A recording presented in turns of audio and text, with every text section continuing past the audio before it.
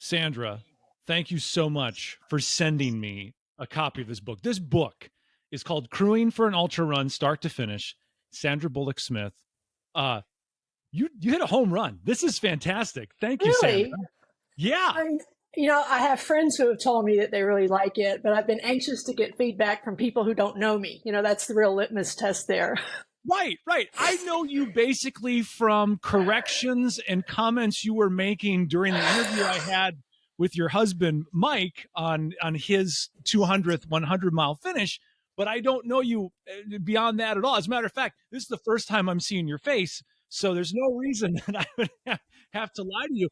What I love about it, that's someone calling to book an interview is what that is. Yeah. It's my agent calling. This is the absolute first. But what I love about it, Sandra, we can talk more about it in a minute, but just it's so accessible. Like when we're ultra people and we've run ultras before, you try to explain to non-ultra people, and that's what can be the crew makeup for so many races, like what to do. And they may be like, what are you talking? Like, what are you talking about? You're just jargon and things that don't make any sense.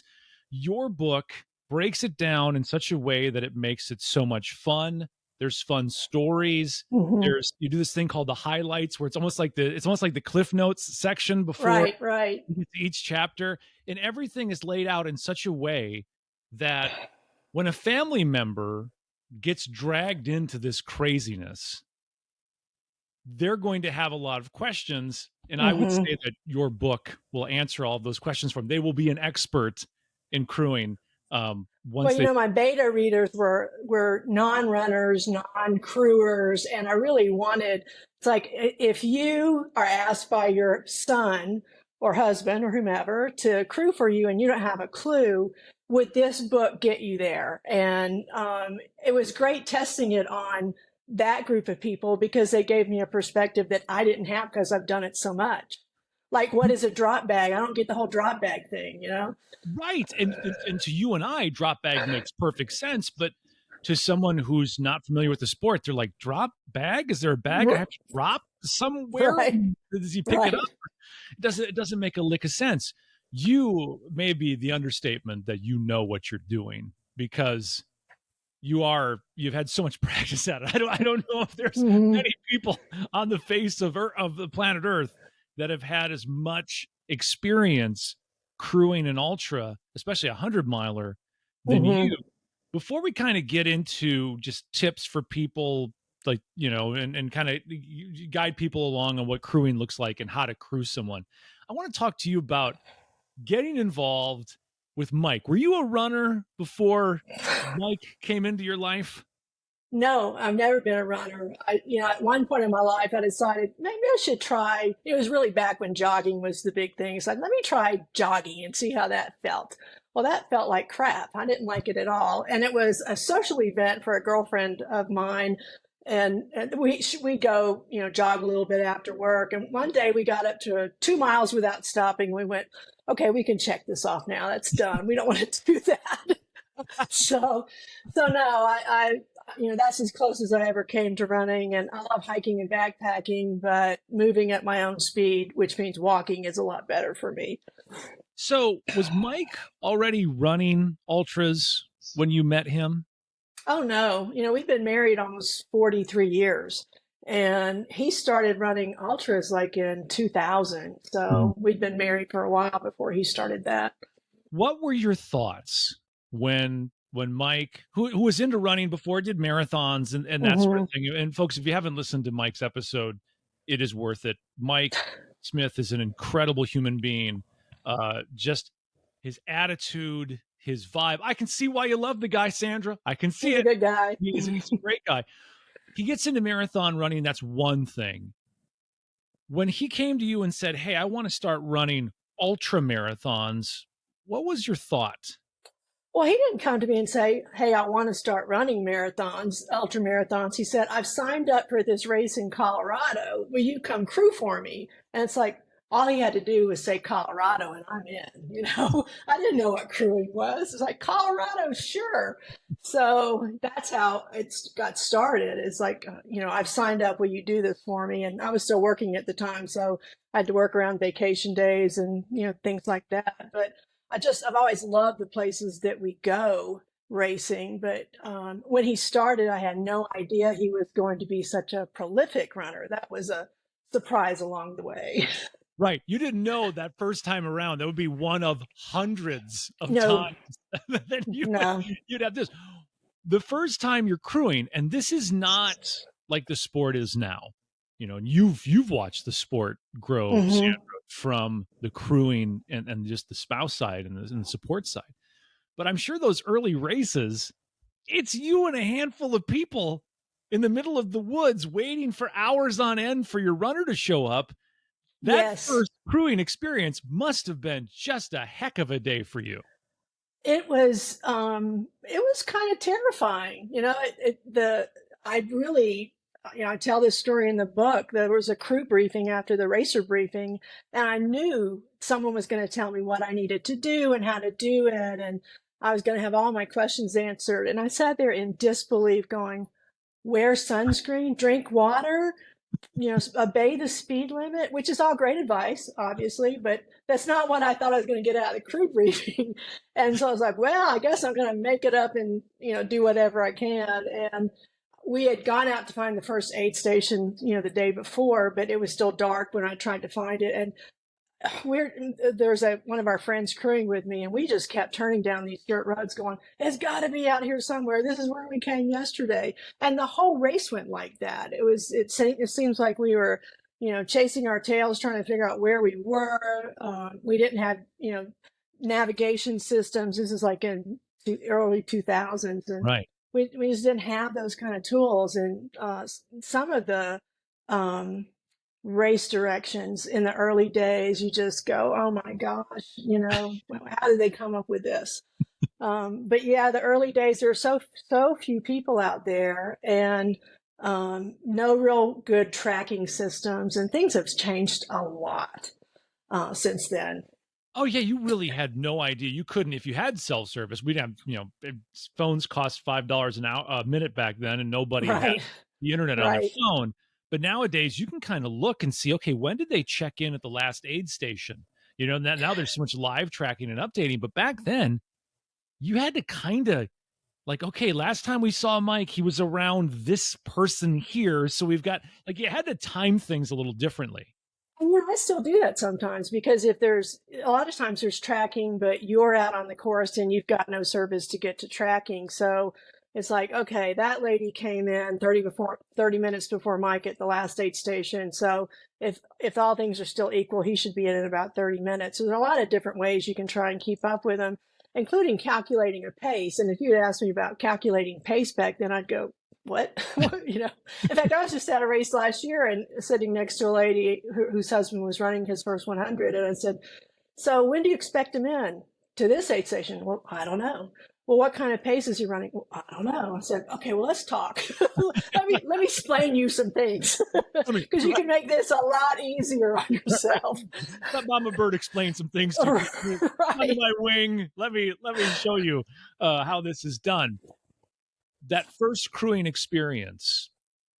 Did Mike finishes the race? You're done Mhm. crewing. Was there a small part of you that was like, hey, I hope this is a one and done for him? Or did you have so much fun getting lost in the woods, seeing your husband for 30 seconds at a time as he's bolting by you, that you wanted to do it again?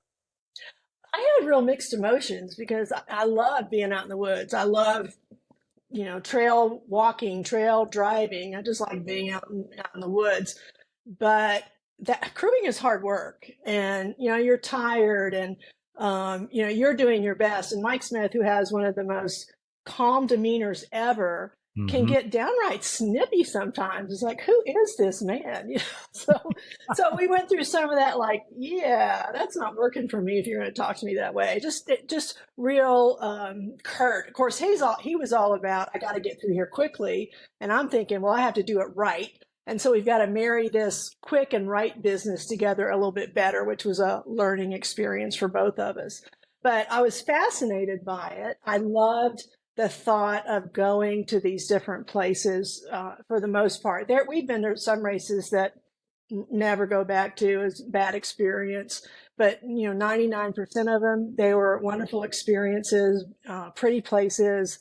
And of course, the ultra running community is so different than just a lot of sports, because it really is much more of a community, and you get to know the people who are crewing around you, and racers who are coming in around your racers. And so there's a lot of good to it. The downsides of just being tired, dirty, Yeah.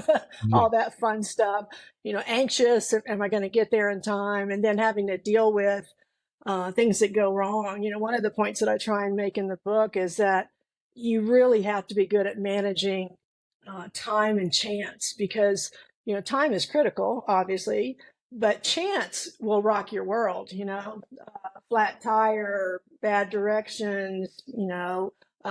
Here's a good one: delayed an hour and 20 minutes because of cows on the road that no one could get off the road. So it's just bizarre things that can pop up. So and that I actually like the whole problem solving part of crewing. That's something I've always enjoyed.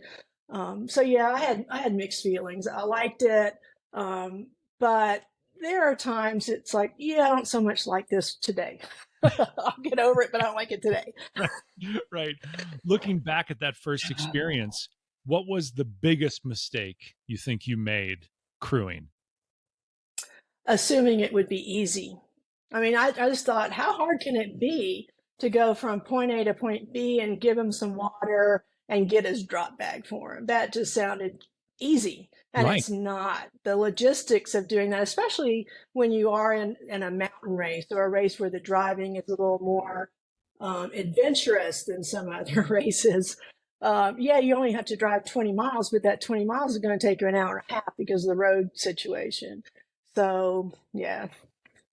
As time went on, if you'll learn this if you listen to the Mike Smith episode, he's dialed in his nutrition, but it's not normal stuff. Like you have to go find a No, KFC pot pie. Like he doesn't make it easy on you, Sandra. He does it. he does Almost not. KFC. I spoil him. He can't eat dairy. He can't have milk or cheese, and a lot of the hot foods in the aid stations have cheese in particular because it's such a good. It's easy on your stomach. It's relatively easy to make a lot of stuff out of cheese. Well, he can't do cheese, and so it just started out. Let me get him some hot food, and like this. We were at Bighorn last week, and Yeah. I experimented with homemade chicken pot pies, which and turned them into hand pies instead of in a bowl. And so I'm always trying to tweak it to make it a little bit easier, see how many more calories I can add to it. But yeah, he doesn't have the typical nutrition, and we eat in a very healthy manner at home. But gosh, all that goes out the window for him in a race. It's all about getting calories into him. People, I got to stop you right there because I don't want people calling you and being like, please, please, for the love of God, can you please crew me? Handmade, handheld chicken pot Chicken pot pies. pies, Like, yeah. yes, like right now, everyone listening to this is looking over at their spouse slash crew people and going, did you hear that? Did you hear that? Are you taking notes for this? Are you taking notes? Handmade chicken pot pies? Um, there has been a point, Sandra, where, because spoiler alert, everybody, Mike did not give up. Mike did not go, I've scratched this itch, one and done. Is he at 205 as the recording of this? 204 as of this weekend, yeah. 204, which means by the time this here's the light of day, it'll be 205 or 206. That's just the way Mike works, which is super easy. But one thing I wanted to ask you, Sandra, at some point along the road, you started to develop a plan. How long into crewing for Mike did you start to say to yourself, you know what? I think I'm starting to figure this out.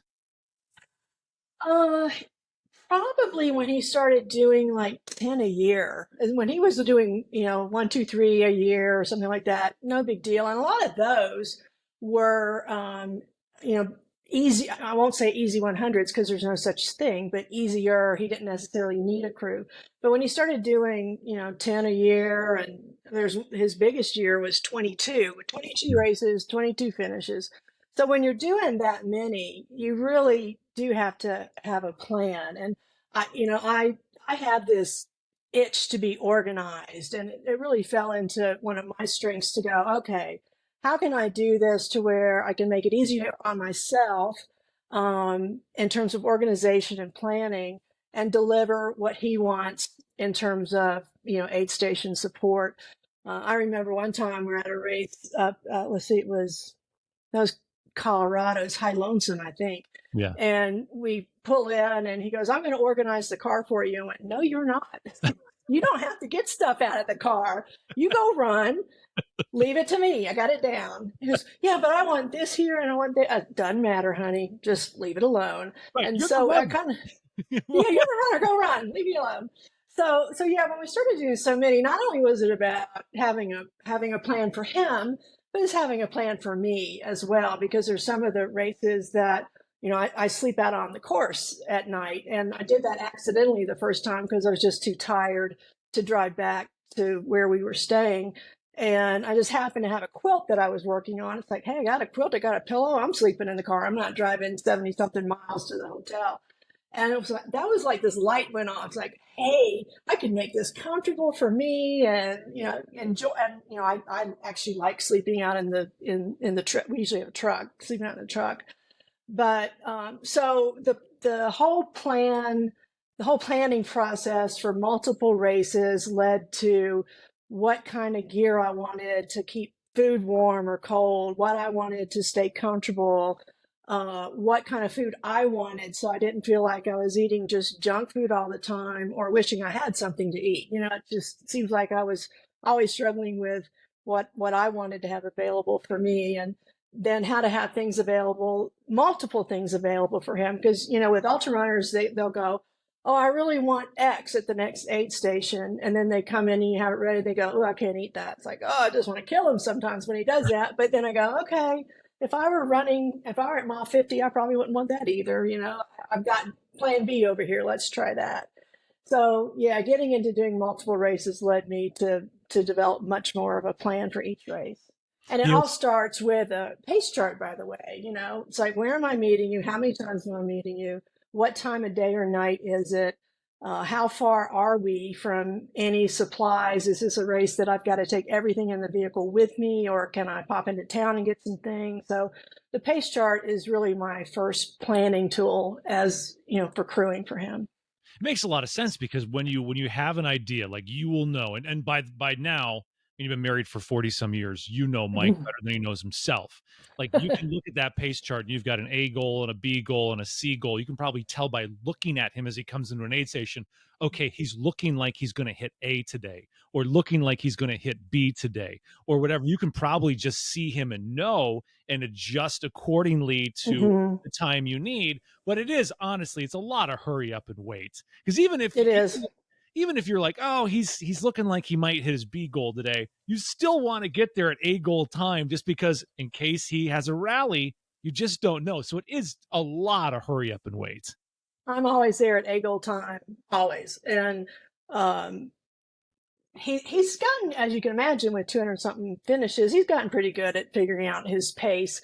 So if nothing goes wrong along the race, he takes the wrong turn, or the race course is materially different than what he expected in terms of mud or rocks or something like that, then I pretty much know when to expect him within reason. And I also know when he comes in, just the look on his face, um, how big a hurry he's in. He gets kind of this little panic look. It's like, I got to get out of here quick, and I know he's going to want to take food out with him as opposed to eating it quickly there. So we've developed this routine. I get his, whatever we're doing in the aid station, and I just walk out with him and let him eat. And I bring the trash and Bring it back to the aid station, and yeah, he's spoiled rotten. Again, everyone's looking at their pacer and crew and going, "Why don't you do this for me?" One of the things you mentioned, Sandra, and I think this is the biggest mistake that people make when they crew and they pace. They don't take care of themselves. They are so concerned with taking care of their runner that they neglect rest, they neglect hydration, and they neglect nutrition for themselves. They don't Mhm. realize that you're going to be out there for a day plus, and that you really can't survive off of whatever your runner's not eating. You really have to almost develop a plan for yourself, a hydration, a rest, and a nutrition plan for yourself as a member of the crew. I do, and I devoted a whole chapter to the self-sufficient crew, and you really do have to plan for yourself, whether it's just the basics of eating and drinking, or eating, drinking, sleeping, whatever it takes. Um, I had breakfast with a lady from Wyoming this weekend up at Bighorn, and she said, I was talking to a lady today who said she forgot to bring any food for herself out here. And, it's kind of, I can't imagine not remembering to bring any food. But if you're new and you really are focused on your runner, and you're not aware of the race course and the logistics of driving, and you may not realize that it's 50 miles over a mountain just to find a little convenience store. We get very accustomed at having something 10 minutes away, 20 minutes Mhm. away. And a lot of these trail races, you don't have that. So, planning for the crew and being self-sufficient and getting rest whenever you can get rest. I used to think, oh, I can just power through it, stay up the whole time. But I was miserable. So it's like, if I got 4 or 5 hours, why not get a little bit of sleep, get a little rest in there, and then I'm a little less dangerous driving on the roads. Right, right. And it allows you to be more there for your runner, because Hmm. as the day progresses, your runner's going to get more tired, going to start Hmm. not being able to make those decisions when they come into the aid station, and that's where they need you to be like, you don't need to make decisions because I'm making decisions for you now, because Right, right. I've had a couple hours of sleep. And that's kind of a lot of it too, Sandra. You really have to know your runner, and it sounds intimidating. Know your runner, know the plan, because especially late in the race, you have to make a lot of decisions, and you have to play almost therapist, coach, like Hmm. so many different roles when you're crewing someone, that it's you really need to be on your A game. You do. And even, simple things like, honey, you really need to take a long sleeve shirt out with you this time. You may be thinking, I've got to get my shoes changed. And I'm thinking it's going to be, 36 degrees tonight. You need an extra layer. So doing a little thinking for them is always helpful. And it's hard to do thinking for anyone if you're fatigued. Do you have it down to a science? And I would guess you do. That Mike probably knows at this point. You have been with him for hundreds of races. He knows that if you say something, does he just take that as gospel? Does he have any, when you tell him something, does he just take whatever you say and roll with it because he knows, or does he put up a little bit of a fight? I wouldn't call it a fight. Normally, the only thing that he will disagree with me about is that he needs to eat more or needs to drink more. He loves, you heard this on his episode. He loves Milo sweet tea. It's, Oh, it's great calories. you have no idea, Sandra. Like, seriously, like that. There's certain things, like certain episodes, people take some things from the episodes, and Mhm. like there's running jokes and all of that stuff. Um, but you have no idea how much the Milo sweet tea has become a game changer for tons of people. Like, It's great. you think about Tailwind, for example. You're talking about $3 to $4 a serving for Hmm. that. Milo's is $3 for a gallon, and that's the California prices. Tennessee Right. prices, it's $2 for a gallon, which will give you what, 5 or 6 water bottles full of Milo's Oh, tea. closer to eight. closer to 8. So Like, I take water bottles and make water bottles of Milo's tea. And one of the things I always try to do is get him to drink the whole thing while he's at an aid station. And he'll drink like a third or two-thirds and hand it back to me. He's like, no, you need to drink all of this. And I'll walk out with you till you finish drinking it. He's, I don't want to carry the bottle. I'll walk out with you till you finish drinking it, because I know he needs it. And food is the same way. I have a bowl of something and he eats half of it. And I just think that's wrong. You need to eat the whole thing. So he'll push back on food. Anything else that I'm suggesting? Now, my expertise is definitely not at his pay grade when it comes to what he needs for example, overnight on a trail. But he'll listen to me. It's like, okay, do you want a new pair of gloves? The ones you have on are damp, whatever. And sometimes it's yes, sometimes it's no. But the biggest pushback I get is on food and drink. well, I can't believe you'd ever say no to Milo's. Seriously, that was a game changer. How he's not sponsored by Milo's. Like, you have no idea how many gallons of Milo's were sold after. And they're out there wondering what's happened to their sales. Like, what's going on here? some boardroom somewhere, and some guy's going, man, we have sold a lot of Milo's sweet tea lately. Guys, has it been in a popular television show? Was this in Stranger Things? And someone's like, no, it was on some stupid running podcast with some guy who talked about drinking Milo's sweet tea. I'll tell you though, man, oh man, that's if this podcast ends tomorrow, right? There's no more adventure jogger. The thing that I may have contributed to the community that will change more lives than anything is just having Mike on so we could drop the Milo's knowledge. Yeah. That could, So he runs the Mississippi 100. They added 100 this year, and he told Dennis Bisnet, the race director, you need to serve Milo's sweet tea at your aid stations. This is Mississippi. It's like almost the home of sweet tea. So yeah, we should be brand ambassadors for Milo's sweet tea. You really should. Someone texted me on my personal phone. They were out on a run and they found a Milo slushy machine. There's somebody that makes Milo's slushies. So you got to get back from the Milo's slushy. Well, that would give you a brain freeze if you tried to drink that one too fast. So. Probably right. Man, for a hot weather race, man, can you imagine coming in with Milo's slushy? Boy, that'd be great. The way to go. So just please tell Mike that Milo's owes him something. Like he gets a free shirt or maybe a couple of gallons. Like give Mike 10 free gallons for crying out loud. But I'm sure that was something too that was trial and error. That you experienced along the way. And at some point there was an aha moment for Mike and you with the Milos where you were like, this is actually working really well for you.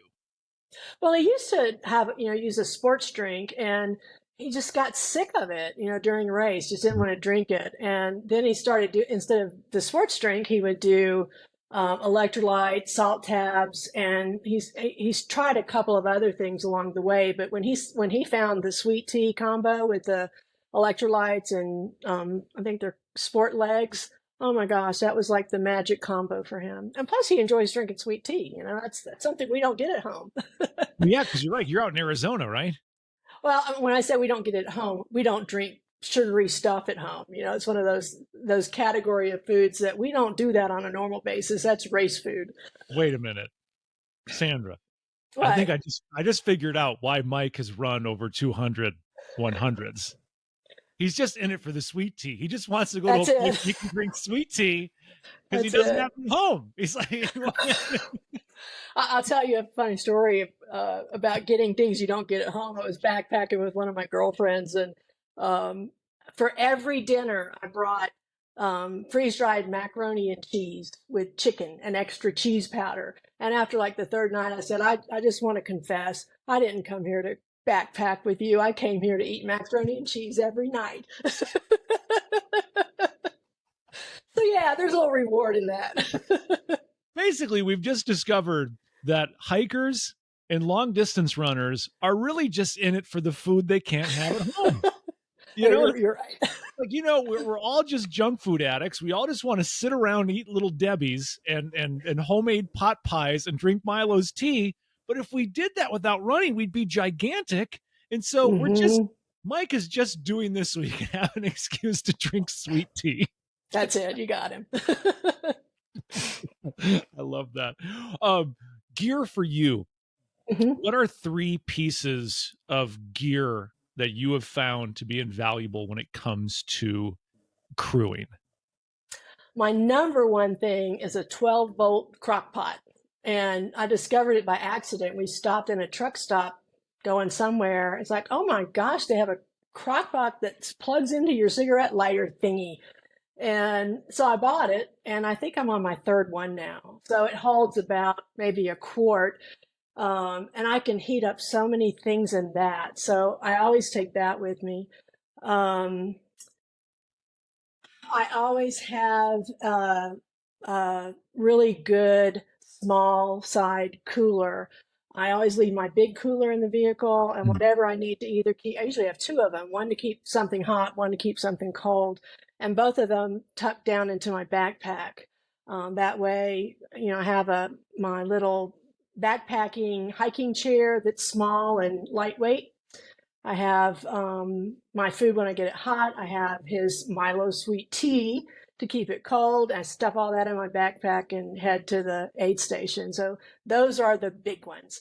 I have some other ways to heat things, and depending on what I'm dealing with logistically, I might use something, or what kind of food I'm using, I might use something different to heat food. But that crock pot has been invaluable. You may have just dropped a Milo sweet tea level game changer minutes ago, Sandra. Um, the crock pot, the plug in your car crock pot. Yeah. And it That gets is, really hot really fast. It's got a ceramic insert that if you want to keep something, want to warm something up slowly, you can use the ceramic insert. If not, you take it out and you've got this really kind of hot interior. And, I'll wrap, a hamburger or a pot pie for that matter, and set it right down there on the metal, put the top on it. And man, it heats stuff up fast. It's great. well, you think about it, I've seen so many people, and you've seen this too, Sandra, out at races where they're trying to heat something up, whether their runner Hmm. wants soup or broth or chili or something hot, and they get out these camp stoves that, Hmm. I mean, that it takes a while to get going. They don't really heat things as well as they should. So then your runner comes in and they've got some scalding hot soup next to some freezing cold soup because they're using this tiny little camp stove. This crock pot, it's genius because it's plugging into your car. It's always on, and you Hmm. don't have to like set something up and heat things at the aid station and wait on it. You've got things that are hot just sitting in the car Yeah, ready to and go. I have a little camp stuff, a little pocket rocket MSR thing, but an open flame is another kind of source of worry. Cooking with gas. The crock pot holds heat really well, and I can take it and get my food hot, wrap it up in a towel or a down jacket, or just something to maintain the heat, and it'll keep stuff warm for a long, long time. But yeah, I'm on my third one. That's how many, how much I use those. Genius. Everyone go out and get that plug in the car crock pot. That is Hmm. a great idea. And For my new exciting thing that I just started last year, I found a battery operated bento box that heats for like 15 minutes.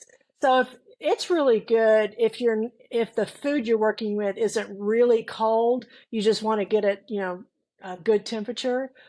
It's great. Pop it in there, push the button. It's almost sizzling. It's so hot for 15 minutes, and it's a rechargeable battery. So I have a little power inverter for my car or for the truck.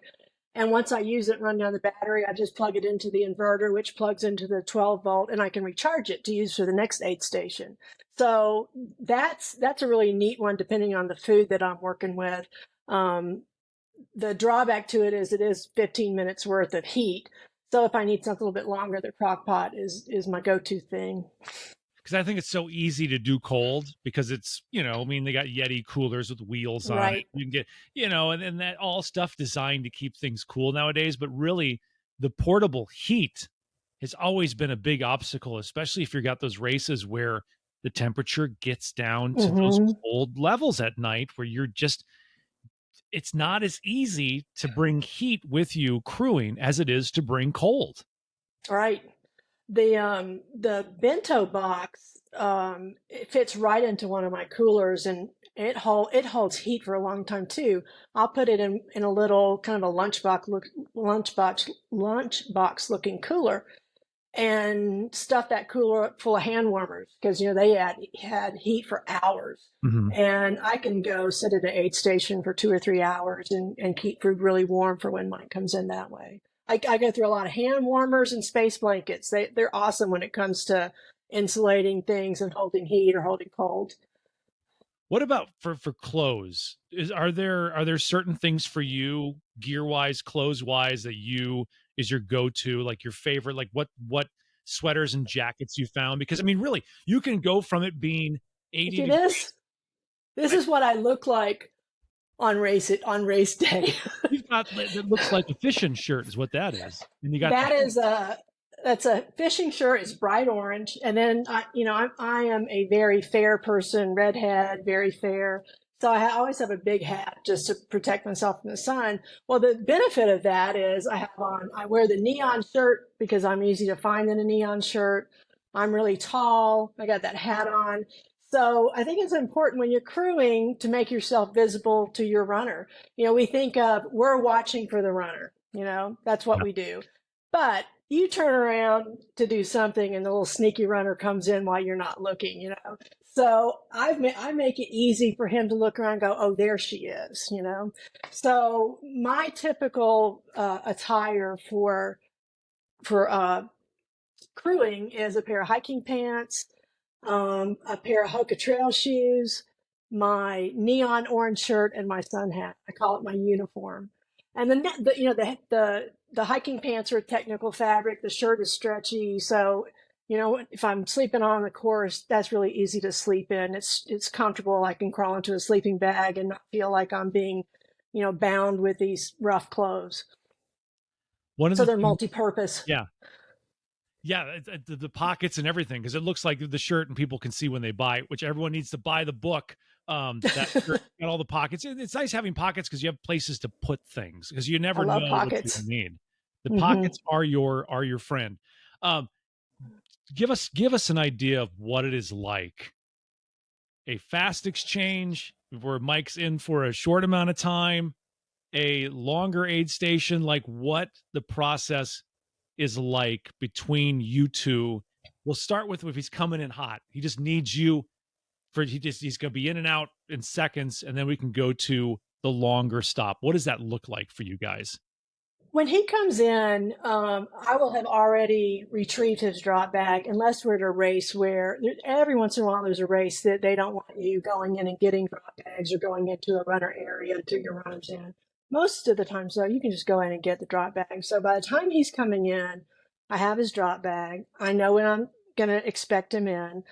I know what he wants when he comes in. So one of the first things he wants to do is reapply body lube. So I have the body lube out. I have the hand wipes out so he can get his hands cleaned after that. And then it's a matter of getting trash out of his vest, making sure his water bottles are refilled. Food is typically the last thing. We get the lube done, we get his vest resituated. If he wants food to take out with him, we get that in his vest.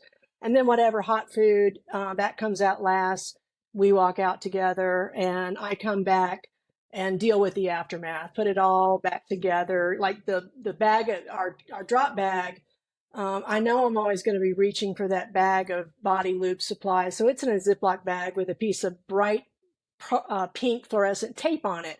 So it's very visible in the bag. I can just grab it really quick. I don't have to go, is it in this one? Is it in this one? I know which one it's in. I love that. How many items do you put pink tape on so it's easy to find? One, the lube bag. Okay, that's just Because that's an always. I know I'm always going to pull that out. So that's our fast exchange. Come in, lube, clean out his running vest, bottles refilled, food, walk out. And that's probably a 5-minute exchange. mm-hmm. Usually if we have a long exchange, It's because he wants to change his shoes. And he can have some pretty nasty ass shoes. And I have learned that I can get his gaiters undone and get his shoes untied a lot faster than he can. So the whole time I'm thinking, I'll never get all this dirt out from under my fingernails, but this is going to be fast. So get that off. I have a little shoe changing pad. So when we get his feet out of the old shoes and socks, he's got something clean to put his feet on. And then he uses run goo on his feet. So I have a whole shoe kit or shoe changing kit that is in another bag by itself with the shoe changing pad, run goo, new socks, new arch bands, and a new pair of shoes. So a long aid station stay for him is 15 minutes if that involves changing shoes and getting like this weekend, the race this weekend, we had a pretty cold night Friday night, getting clothes out to make sure he has plenty of warm clothes for the overnight. Plus we had a chance of rain, so making sure there are different degrees of rain jackets. The rain jacket that you just kind of need because it's going to rain, and then there's a rain jacket that it's going to pour. I really need the big rain jacket. Mhm. So making sure he's got whatever rain jacket for the forecast for the night. So, but yeah, 15 minutes is a long time in the aid station for him. One of the things we talked about earlier was the many hats you have to wear when you're crewing. And one of those is therapist. There is Oh, times yeah. when you have to talk some sense into your runner.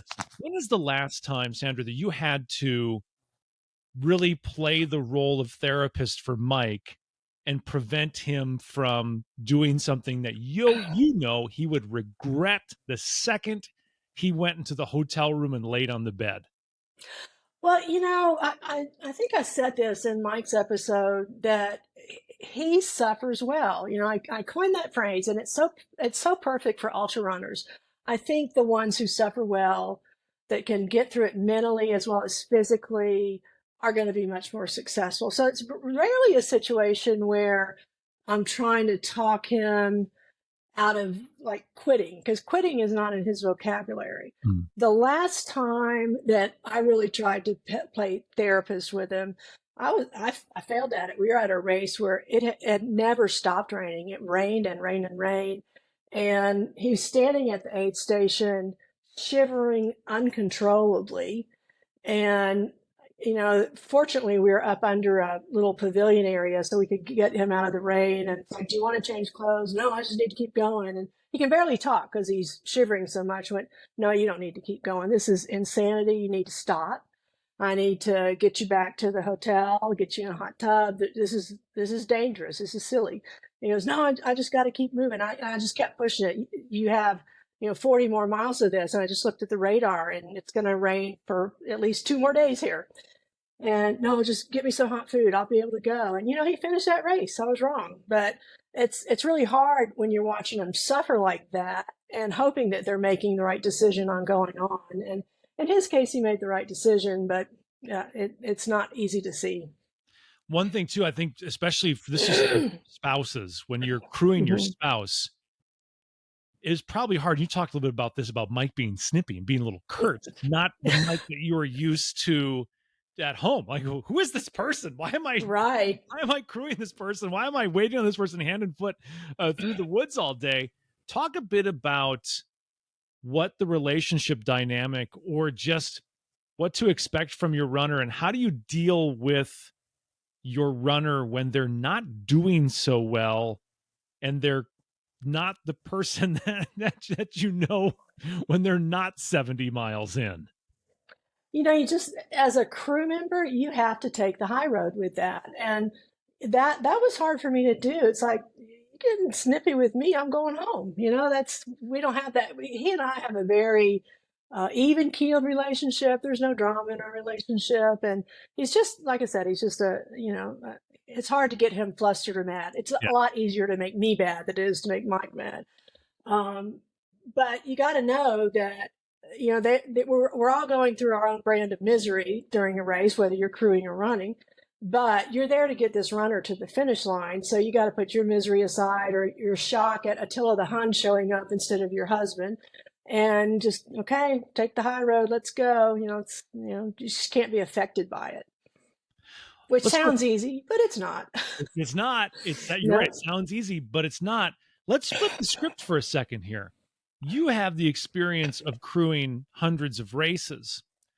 What is one thing that you would, as a crew person, like us runners, to know? What is something that is really important that you think us runners really need to consider when running these races and asking loved ones and friends to wait on us hand and foot? I don't know that a lot of runners have ever crewed a race, so they really, I don't know that they understand. It's, logistics can be challenging. Um, just trying to deal with everything you have to deal with to make a exchange successful, having the right food at the right temperature, just being prepared and dealing with whatever chance throws at you. I don't think they know how hard it is. Um, I have some people who have crewed with me who are runners, and they've told me running is a lot easier than crewing. And then one of my friend boys who read this book for me, who is not a runner or been involved in the sport at all, when he finished reading the first version of this book, he gave me some bullets of, here's some suggestions on the book. And the last thing he wrote is, I do not ever want to crew an ultra run. And it's not for everybody. It's hard work. Most of the time, the runners are good at saying thank you and meaning it, and and saying thank you to volunteers on the way out. It's very rare um, to see a runner who's really kind of abusing their crew. I don't see that happen. But I think if runners did more crewing, they'd have a much bigger appreciation for their crew. Because it is a hard work. Good Lord, is it It hard? is. It's a It thankless is. job. They get the buckle, and all you get is a lousy night's sleep. Yeah, if you get to sleep. Exactly. Do you think crews can be too big? Is that you see some Yes. like Yes. what for you is the perfect number of crew people? So it depends on the race. And for me, so I've crewed by myself for so long that having another person with me, um, if they're good at following my lead and not getting in my way, and I don't mean that in a mean way, but I do things a certain way. I organize my stuff a certain way. Someone who needs babysitting and oh, you poor thing, I know you're tired. We've been out. I'm not doing all that. If you're tired, you just need to go home. I don't have time for you. Right. Um, but for one runner, for most races, one or two people is all you need. But the other thing you have to remember, if you've got someone who's running their first 100 and their whole family wants to be involved, I think that's wonderful. That's wonderful. Let them all come.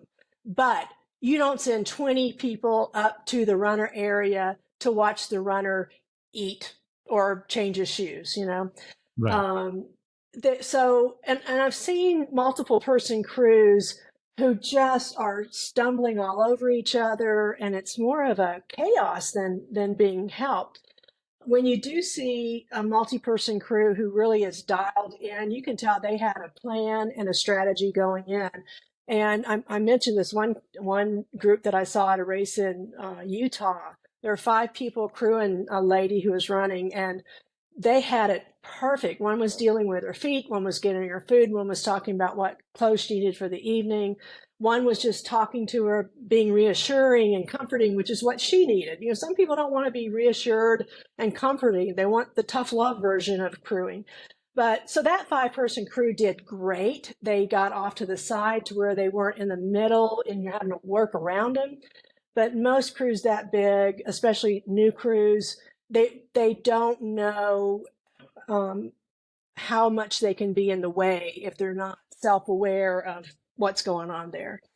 It almost works better if everybody has a job, because I've done races where Yeah. 5 or 6 people in a crew, and it's a hot race. So we have, okay, you are on cold water. So your job is going to be when the runner comes in, you take this sponge, you get as much cold water in it, and you get that over their head. Your job, Mm-hmm. you grab the bottles out, you put the bottles in, and then we always have one person that's kind of the point, right? Like the chief of the crew, and your Mm-hmm. job is to you kind of delegate who does what, but it's also talking to the runner. So while someone Mm-hmm. is putting ice water on their head and flipping bottles out and putting bottles back in, there's one person saying, "Okay, where are you at? What is this? Blah blah blah," and kind of conversing with the runner. I think if everybody has a job, it's less chaos because it's almost like a NASCAR pit crew where you got people taking off the wheels and putting the wheels back on. Everybody kind of knows what they're doing in a NASCAR pit crew. And I think if you have a larger crew at a race, if everybody knows what they're doing and has a job, you're less likely to stumble all over each other. You're absolutely right. And a good crew, a good multi-person crew is going to be very much like a NASCAR pit crew. They do have their jobs. They know where to be, what to do, when to do it, and not to get in the way of someone else who's trying to do their job. The best exchange I've ever seen, by the way, Carl Meltzer, the goat, the speed goat, Carl Hmm. Meltzer, and his wife Cheryl will crew for him. He came into an aid station. I was crewing and pacing Pinhoti, and he came in. His wife was waiting for him. The great thing is we were right next to her, so we got to chat with her. She's a wonderful woman. Her name is Cheryl. Hmm. And so Carl comes in, and he runs right like she has everything laid out, just perfectly, everything where it needs to be.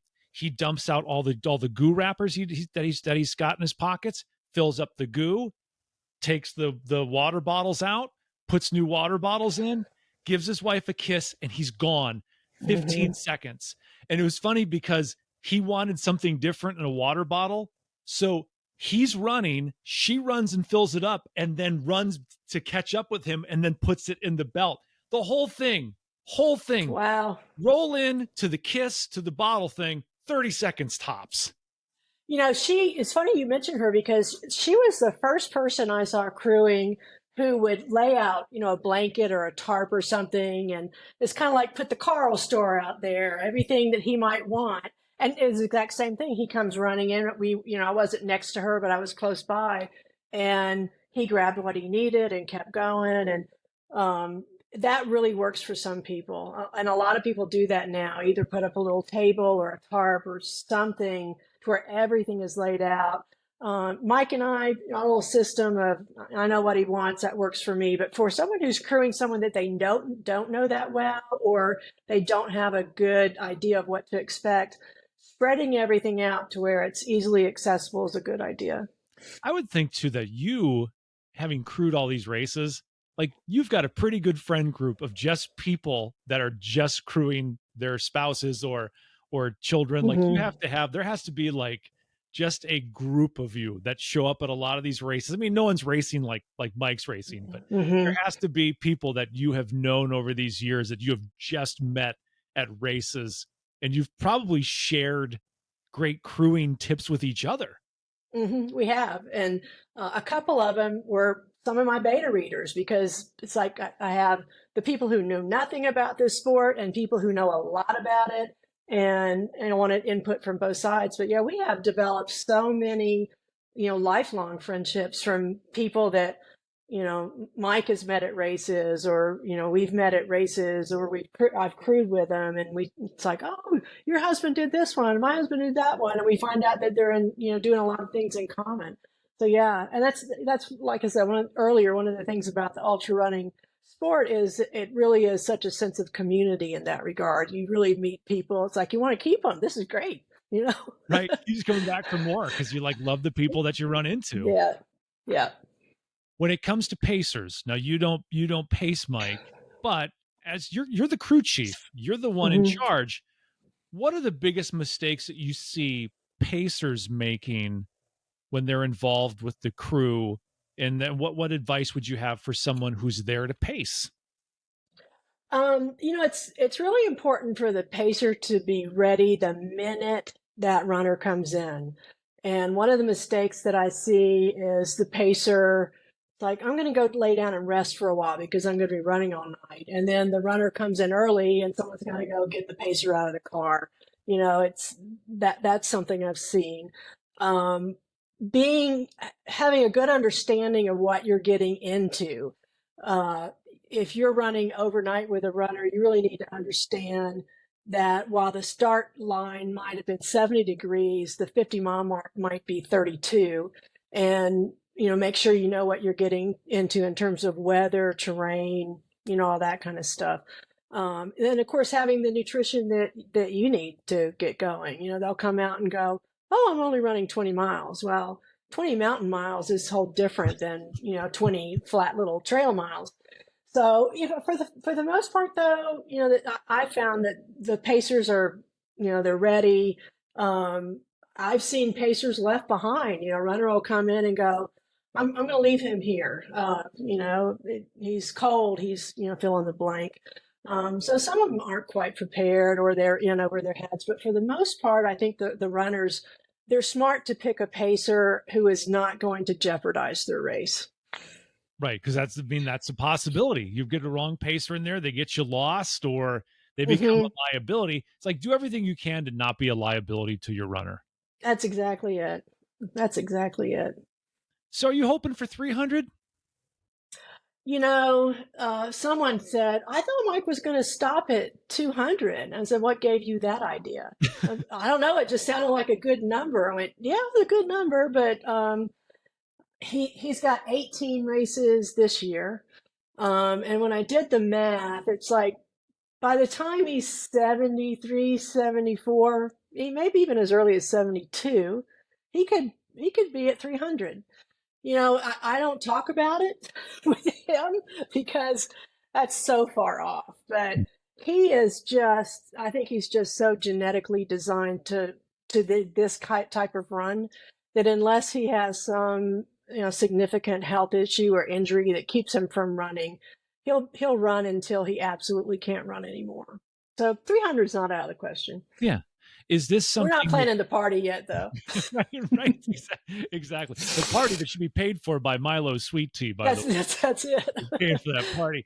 But this is kind of your thing. This is something that you guys seem to both really enjoy doing together, which sounds so strange that, he likes, first of all, it's strange just to like to run 100 miles, but it's also Hmm. strange to want to drive through the woods and spend all day just waiting for him to show up so you can give him food and take care of him. But you really seem to have found something that you really enjoy doing together. And as I know, Mike's retired. I don't know if you're retired, but I'm retired. okay, what a fun way to spend your retirement years. It is. I'll tell you, when I first started crewing, I wasn't as comfortable driving in the woods as I am now. Now you give me a four-wheel drive vehicle and just turn me loose, and I'm happy. I remember being at a race. It might have been the Bear 100. It was one of the mountain races, and crewing by myself. And I'm driving down this forest road, and I just thought, if a Bigfoot exists, he's here. He's here. And it just was spooky. And I kind of go through this. Oh, I'll just shake it off, and it's no big deal. And I can get through this.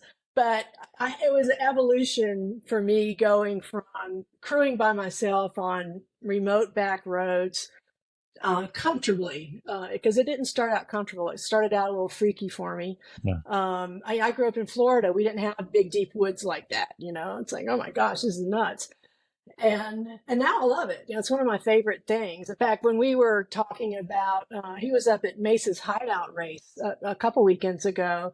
That's in Colorado, and that's one of my favorite races. It's still a fairly small race, but if you, as a runner, want to test yourself in some mountains, that's a pretty neat race. And I love crewing it because it's a big national, or I think it's a national forest you drive through.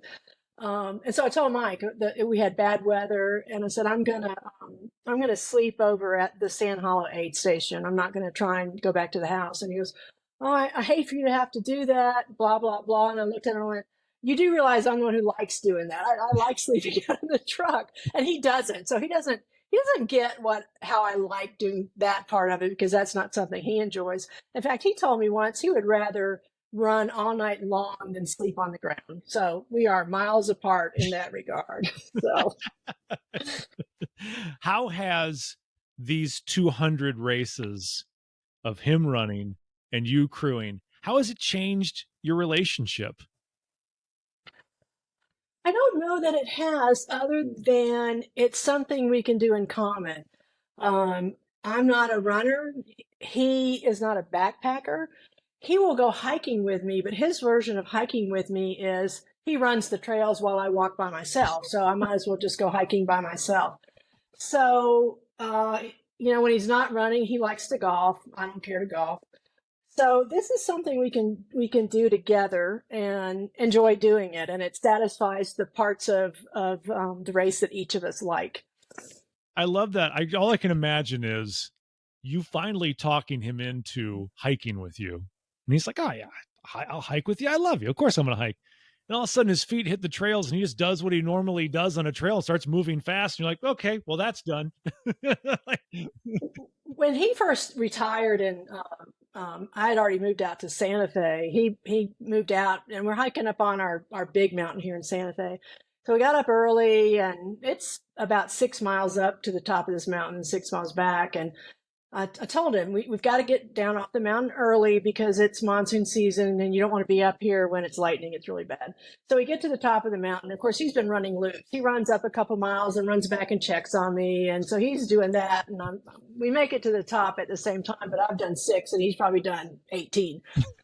And there's a little kind of jog out to another mountain, and he goes, let's go out to that point over there. I went, no, we really need to get down off this mountain. And he goes, oh, it won't take that long. And so we did. And on the way back down the mountain, it starts lightning. And I said, oh, honey, come over here. I want you to hold my hand. And he goes, are you that afraid? I went, no, if I get taken out by lightning, I'm taking you with me because I told you we should be down off this mountain by now.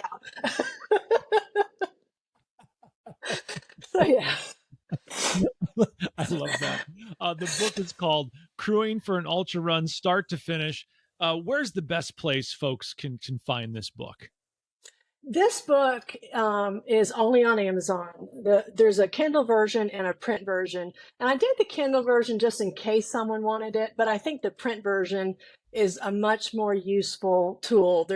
It's designed to write your own notes on every page. So if I talk about doing something some way and it gives you an idea for something else, you have room to make notes in the margin and take it with you and write all over it while you're crewing. Share it with someone while you're crewing. But it's only on Amazon. So Amazon, we'll have the link. The link is going to be in the description of the podcast. So folks, go click the link and seriously buy this book as a gift. You are asking someone to dedicate a day plus of their time waiting on you and following you all over the woods, dragging your ass through the woods. The least you can do is give them this as a resource. It is absolutely worth every penny you spend.